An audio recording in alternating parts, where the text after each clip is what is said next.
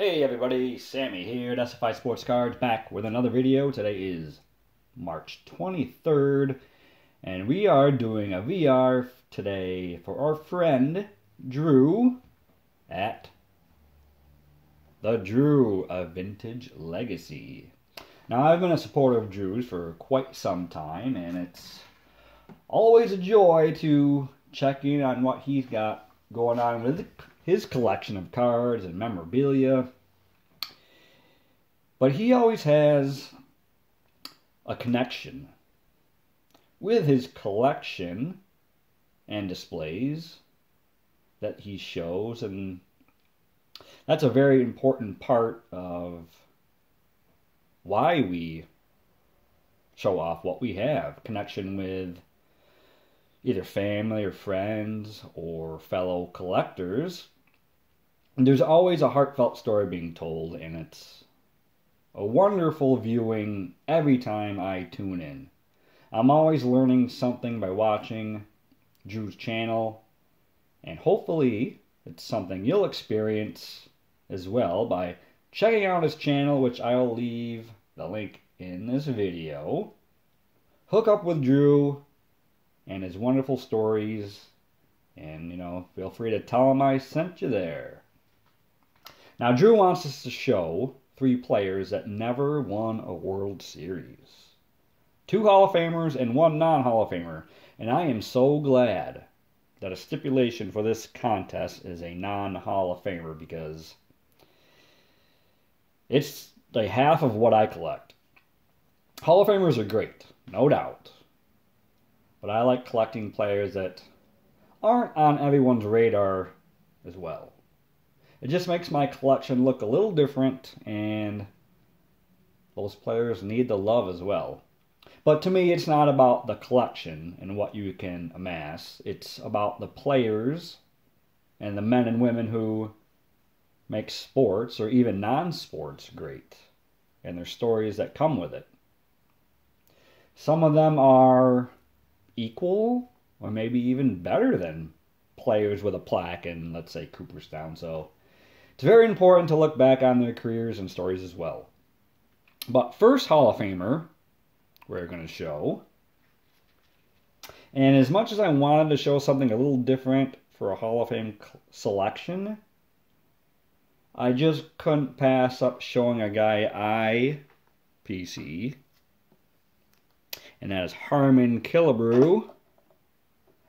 He will be my first selection for this contest. The greatest home run hitter of the 60s. And by quite a margin, to be honest. More home runs than anyone in baseball, 393 for the decade. And that is to Henry Aaron's 375. Also first overall in the decade for home runs per plate appearance at 15.4, besting Willie McCovey's mark of 16.7. Led the AL in homers 6 times, hit over 40 home runs an astounding 8 times.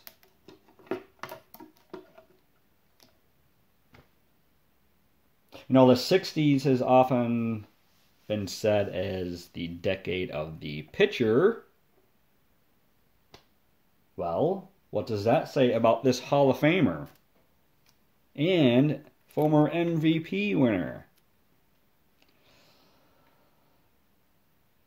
Well, for the decade of the 60s, he averaged 100 runs, 44 home runs, 114 RBIs, and 110 walks over a projected 162 game season. And what is the most important stat in baseball? Run production, either scoring them or driving them in. He had more home runs than both Mays and Aaron in the 60s. Aaron did have more more RBIs. He had 94 more than Killebrew, but in a whopping 618 more plate appearances. That's a whole season's worth. So I think it's safe to say that Killebrew had to be top 3 most productive players in the 60s. Now, he also played first base, played third base, and he played left field, so played multiple positions as well. He actually played 470 games at each position, at least, in his career. When he retired, he was 5th all-time in homers, only 2nd to Babe Ruth in the American League. And, you know, he doesn't have a bad card out there. All great cards and all iconic images that go along with them. So my first selection is the great Harmon Killebrew. Next player. This Hall of Famer actually passed away less than a half year ago. Someone who was really a throwback even during his playing days. And that is the great Gaylord Perry. Love this 77 card. Look at the colors up top. Love the 77 set as well.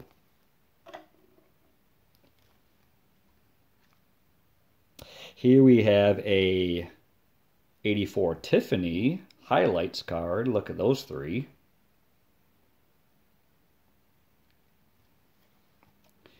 Beautiful Tiffany card. Look at that back. It's got one beauty spot right there.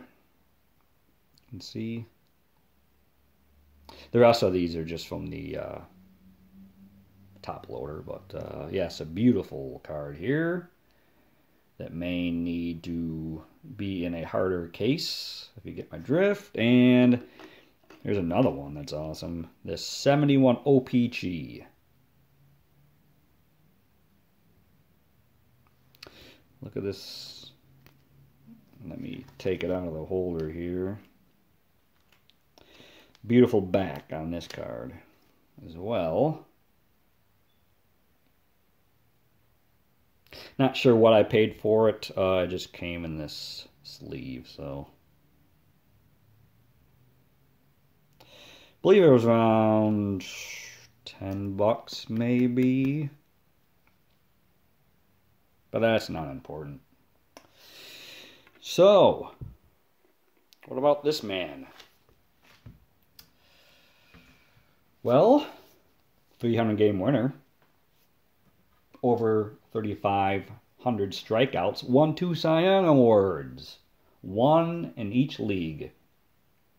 With Cleveland in 1972 and San Diego in 1978. The latter when he was 39 years old. So I'm looking at his prime years as a full-time starter in 1966 to, let's say, the age of 40 in 1979. That's 14 years. And I'm checking his numbers, and I can't say during that time he ever had a bad year. He played for some bad teams, and his win-loss record would indicate that.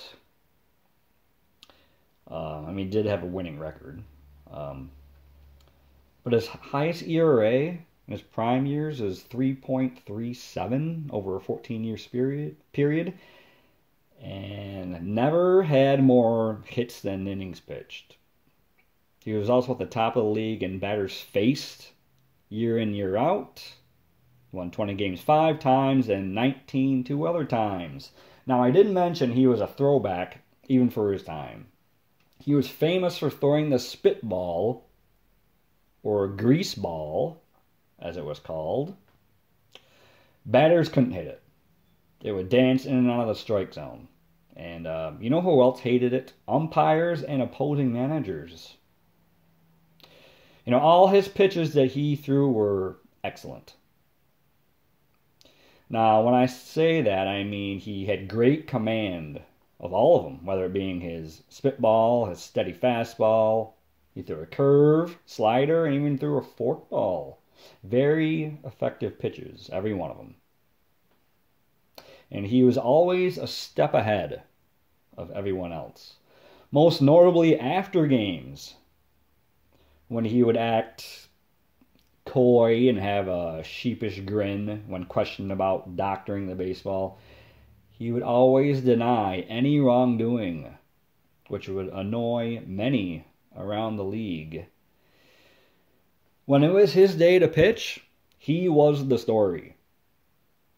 And the more questions that were asked about how he was greasing the ball or why umpires didn't stop him, the better he pitched.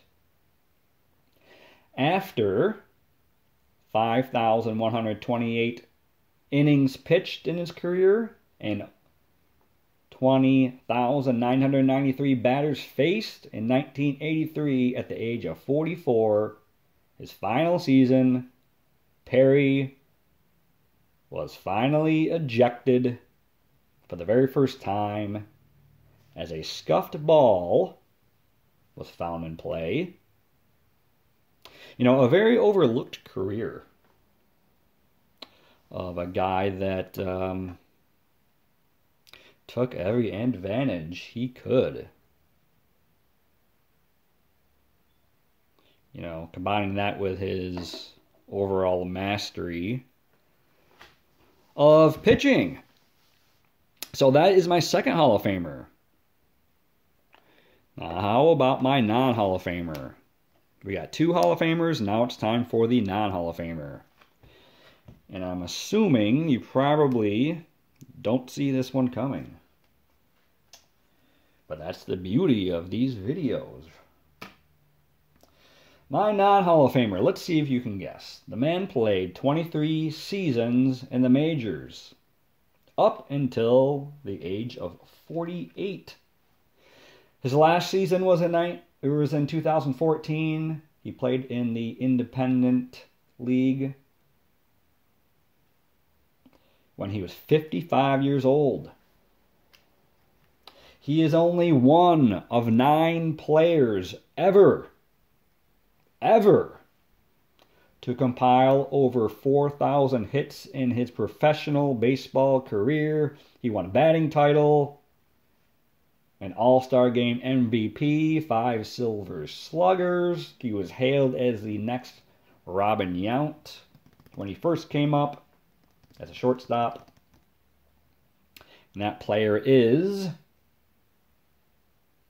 Julio Franco. How can you forget about this guy? Known for his unique batting stance, this man could basically wake up, get out of bed, and hit major league pitching. He was that good of a hitter. He was quite, let's say, an eccentric character as well. He pretended that he didn't speak English just so he could get away from talking to the press. What else? He, as a kid, he owned a wolf and a baby tiger. That's a little tidbit you might not know. You know, most people forget Franco was a shortstop for Cleveland. He had, they say, insane range at the position, but he would tend to get a little lazy in the field. So they moved him to second base later on, and then eventually in his career he was notably a DH. But he was notorious for his all-natural diet. He never ate fried foods. Everything had to be all natural. One story was that for breakfast he would eat 14 egg whites, oatmeal, banana, and grapefruit juice. His diet consisted of 5,000 calories a day. He never went to the doctor, always relied on Chinese medicine using teas and mushrooms and herbs from around the world. When he retired, he became the oldest player to hit a Grand Slam at 45 years old. Also the oldest to hit a pinch hit home run at the same age. And that pinch hit home run was the first of his career. His last homer came at the age of 48. Also a record. And take a guess against whom? That would be Hall of Famer Randy Johnson. He's also the oldest to hit 2 homers in a game and the oldest to steal 2 bases in a game. So, this was a fun VR. Especially doing the research, and even though I knew a lot about these guys, you know, the beauty of sports and the players, the men and women who are at the forefront, you know, you can always know more. You know, as much as you follow some of your favorites out there. Always something to learn, which, you know, ties into Drew's channel. You'll definitely learn a lot, and you'll probably see, you know, items on his channel that you've never seen before. That's another reason why I tune into it. You know, it's something new usually every time. So, that's the VR for Drew. A great channel and even better human being. Glad I can contribute to his contest, and good luck, Drew, to you with all these wonderful entries. Hope everybody out there likes the video. Let me know of any other stories about these 3 that I haven't mentioned. Hope everyone is having a great week, and talk to you soon.